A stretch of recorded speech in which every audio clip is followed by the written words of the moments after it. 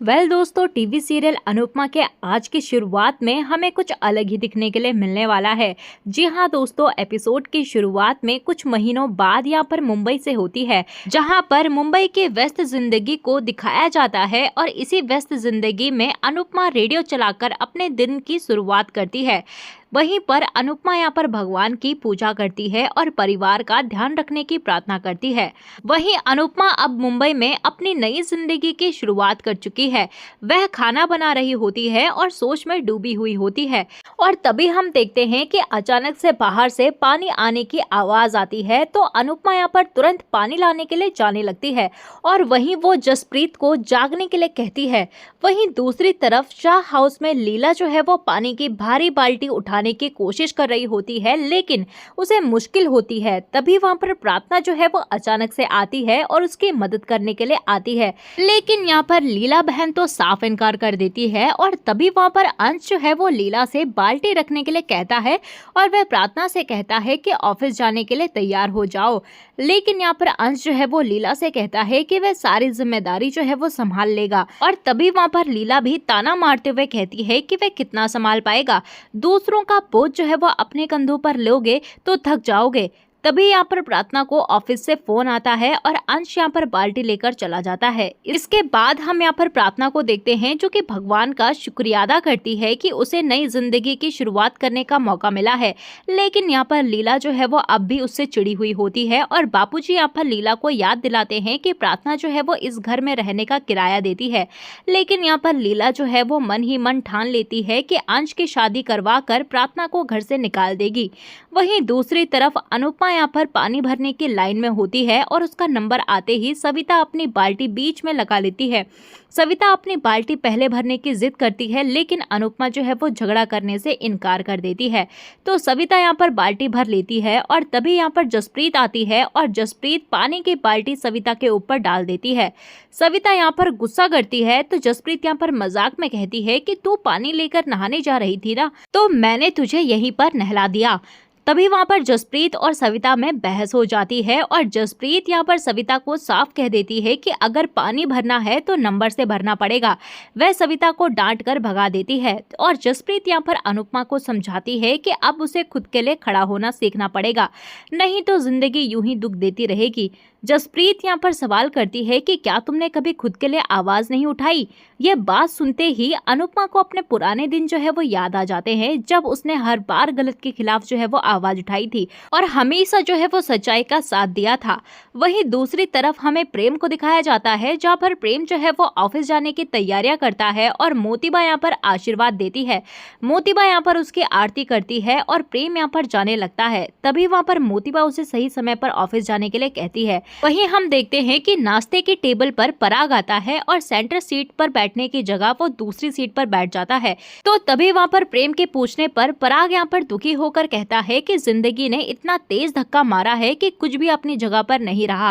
प्रेम यहाँ पर पराग को समझाता है और उसे अपनी सीट पर बैठने के लिए कहता है और फिर वहाँ पर प्रेम कहते हुए नजर आता है कि राजा जो है वो दुखी भी होता है तो अपने सिंहासन पर बैठकर होता है। इसी बीच हमें यहाँ पर गौतम को दिखाया जाता है, जहाँ पर गौतम को मैसेज आता है और वह प्रेम से पेमेंट रिलीज करने के बारे में सवाल करता है।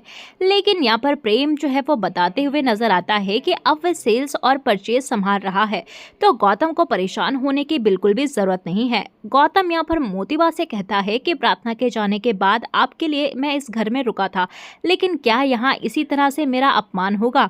तो मोतीबा यहाँ पर तय करती है कि वह खुद प्रेम से बात करेगी। तभी यहाँ पर ख्याति जो है वो शिकायत करती है कि अभी तक नाश्ता क्यों नहीं लगा। ख्याति यहाँ पर आकर बैठती है और मीता और राजा भी आते हैं और तभी यहाँ पर राही जो है वो नाश्ता लेकर आती है और पराग को दवाई लेने के लिए कहती है।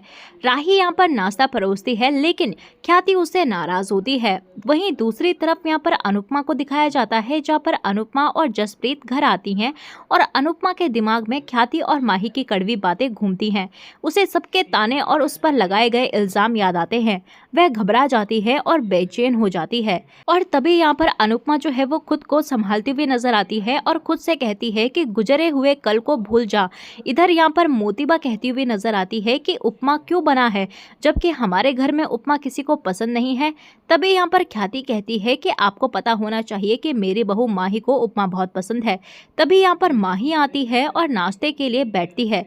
ख्याति यहाँ पर माही को अच्छे से खाना खाने के लिए कहती है और राही को बुरा महसूस करवाती है। माही यहाँ पर राही से कहती है कि इसमें नमक तेज है, ध्यान रखा करो। राही यहाँ पर कहते हुए नजर आती है कि मैं कोशिश करूंगी। ख्याति यहाँ पर ताना मारती है कि कब से कोशिश ही कर रही हो और कोई भी काम तुमसे ढंग से नहीं हो रहा है। तभी यहाँ पर मोतीबा जो है वो मीता पर ताना मारते हुए कहती है कि घर में 3 पोता बहू हैं, लेकिन काम जो है वो सिर्फ 2 ही कर रही हैं क्योंकि तीसरी की सास का ना अपनी बहू पर काबू है और ना ही अपने बेटे पर। मीता कहते हुए नजर आती है कि मेरा बेटा खुश है। मोतीबा भी कहती है कि वह तो जोरू का गुलाम है। मीता यहाँ पर कहती है कि जैसे भी है लेकिन बेटा जो है वो जिंदा तो है। मोतीबा यहाँ पर ये बात सुनकर चौंक जाती है और ख्याति को आर्यन की याद आती है।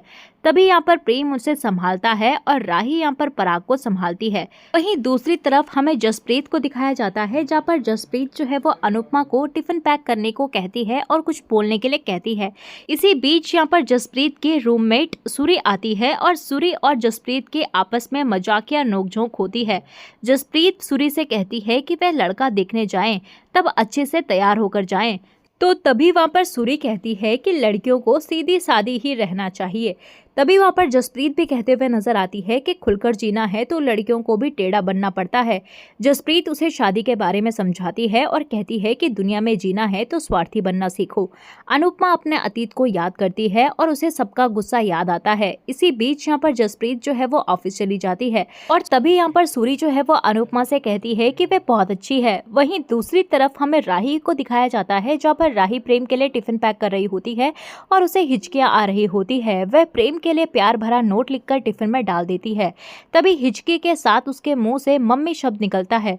वह सोचती है कि मम्मी मुझे याद कर रही है। वह कहती है कि मम्मी आप कहाँ हो। इधर अनुपमा को भी हिचकियां आती है और वह पानी पीती है। वह कहती है कि मुझे कौन ही याद करेगा, ऐसे ही हिचकियां आ रही होंगी। और तभी वह स्नैक्स को देखकर कहते हुए नजर आती है कि मेरी राही को ये बहुत पसंद है। वहीं दूसरी तरफ राही भी वैसे ही स्नैक्स बनाती है और कहते हुए नजर आती है कि यह मम्मी मेरे लिए बनाती थी और मैं प्रेम के लिए बना रही हूँ। और कहने लगती है कि जैसे मुझे इसे देखकर मेरे चेहरे पर स्माइल आ जाती थी वैसे ही काश प्रेम के चेहरे पर भी स्माइल आ जाए। इसी बीच यहाँ पर राही के चोट लग जाती है और तभी प्रेम आकर उसके हाथों को सहलाता है और कहता है कि सबका ध्यान रखती हो तो अपना ध्यान रखना क्यों भूल जाती हो। राही यहाँ पर प्यार से कहती है कि ये याद रखने के लिए कि तुम हो प्रेम।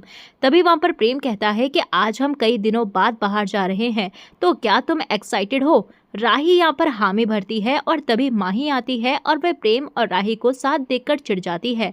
माही यहाँ पर प्रेम से ऑफिस चलने के लिए कहती है और प्रेम और माही चले जाते हैं।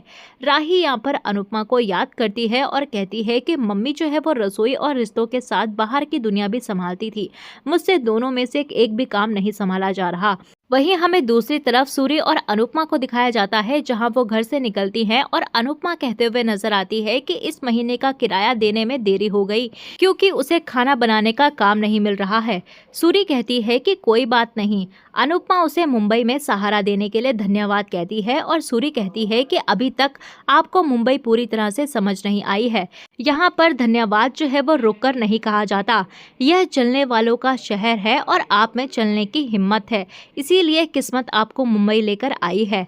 आप पहली बार मिली थी तब भी मुझे यही लगा था कि आप पहले भी मुंबई आ चुकी हो। अनुपमा यहाँ पर याद करती है कि वह अनुज के साथ मुंबई आई थी और इसी के साथ दोस्तों एपिसोड जो है वो खत्म हो जाता है।